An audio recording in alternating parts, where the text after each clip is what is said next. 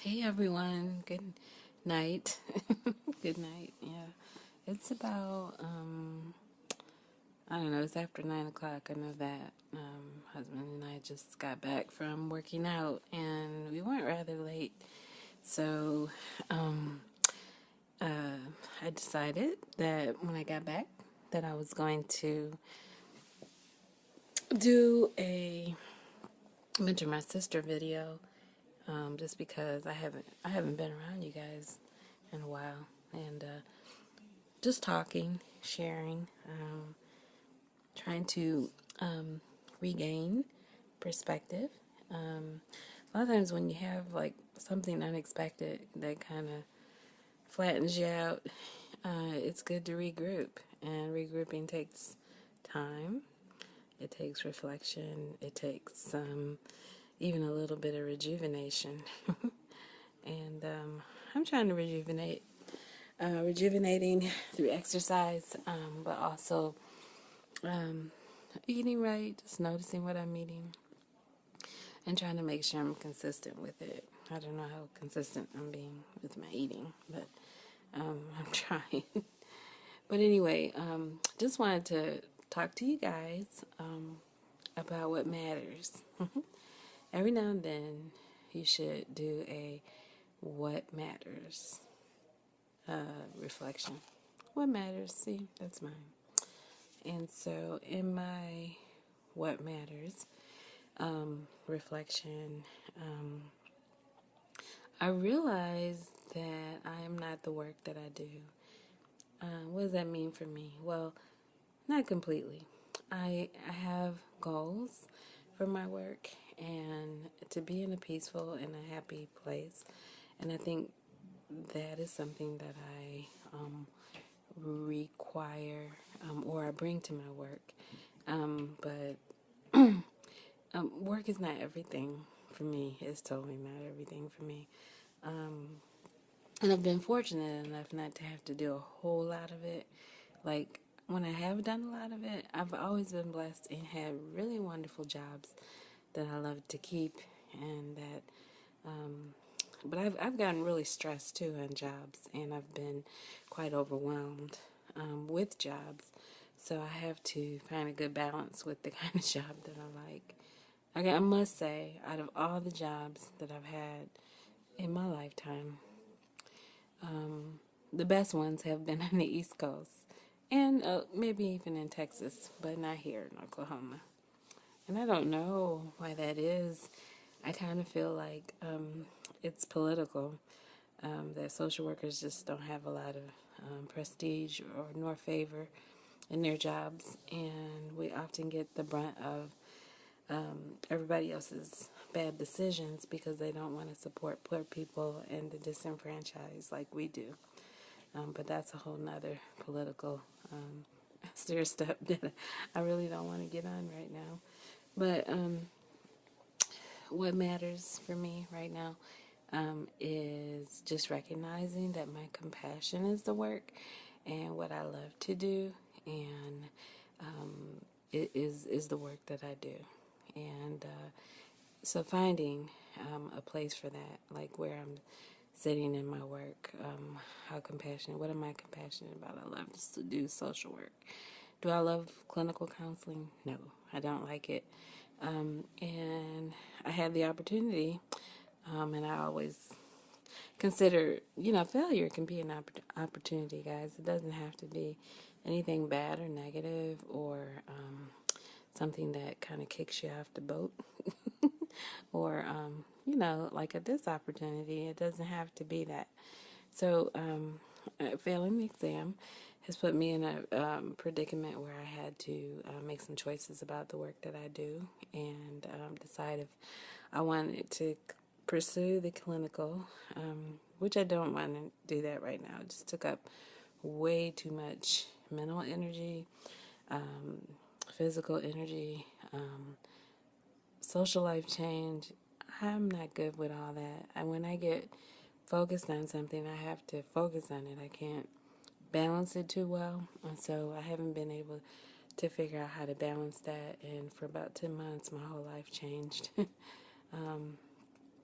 And so I kind of am putting it on the back burner. Not saying that I'm not going back to it, but right now it's on the back burner. And back burners are fine because things could still warm and simmer there. But one of the things that I've realized is that I love being a social worker, and I am going to continue in the vein of being a social worker. And I applied for a job out of the whim, being a hospice social worker, and I've done hospice. That's working with people who are at the end of life and making them comfortable. And I've done that in a nursing home, and I've also done it in like just walking into people's homes and helping them in nursing homes and stuff like that, and helping them with that whole comfort level thing. And it's been rewarding, and I like working with the families. I like giving people good advice, helping them through grief, I guess. Grief wasn't always a comfortable feel for me, but it's a challenge. So I think I'm learning how to do well with that challenge. And one of the things I love about my job in social work is that I can try out different fields and have such a variety of things I can become specialized in, and I really enjoy that. So I'm going to begin to do that. What matters now is thriving, feeling good about the work that I do, and feeling triumphant, like moving forward, like I'm going somewhere. And so the job that I just chose does that for me. I was a little surprised I was hired for it. I thought the interview went awful. I felt like I didn't. I knew how to sell myself, and so I did the selling points, but nothing else. It was kind of like nothing else there, and they just kind of sat there and looked at me and asked me, "Tell me about yourself." So I hate when interviews are like that because you don't know exactly what to say. But anyway, I got the job, and that was pretty important, I guess. So I start next Monday, and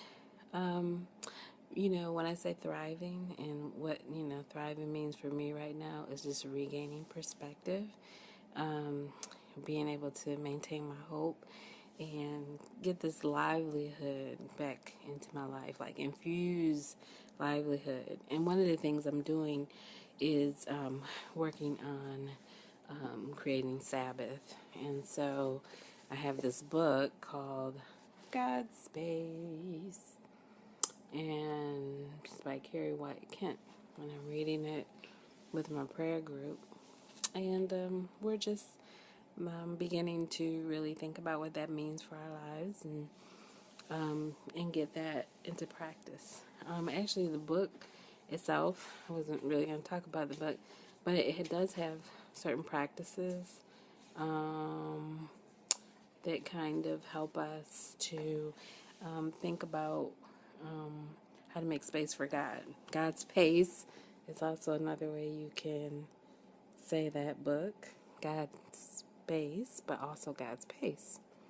And so it says experiencing God more deeply has 7 spiritual practices involved. And one of them is Sabbath. 2 is hospitality. Worship is another. Simplicity, gratitude, generosity, and critical thinking. I kind of want to jump to the back of the book and look at critical thinking because I'm really interested in that one, and I might just do that. But as I go along and I read it, I'm going to share that with you. I feel like I'm going to share it on all the platforms that I'm involved in Marco Polo, and I feel like we all can benefit. So I might start some discussion and get some questions going and stuff like that. But totally interested in your thoughts, and here's one. So one of the things that I love that Carrie White Kent says is she talks about how Sabbath is something that connects us with people. And it's interesting because when you think of Sabbath, you kind of think of something that you do on your own and you don't do with anyone else. And, she asked the question, what does taking a day of rest have to do with loving your neighbor or, considering your neighbor? And so she said when we keep Sabbath, we make a theological statement to ourselves and others that God is trustworthy and I can trust His provision. I can stop and rest and still know that God will love me and provide for me. If I do not need to be afraid, I do not need to be afraid if I don't work on this day, because God can be trusted. And so the other part of that is recognizing that there's this weight of responsibility to our neighbor, and being able to trust that God will give us very intentional relationships that need to be nurtured, whether they're with family is one, but it really goes outside of family. She talks about how it's the fourth command. Sabbath is, the fourth command in the, 10 Commandments.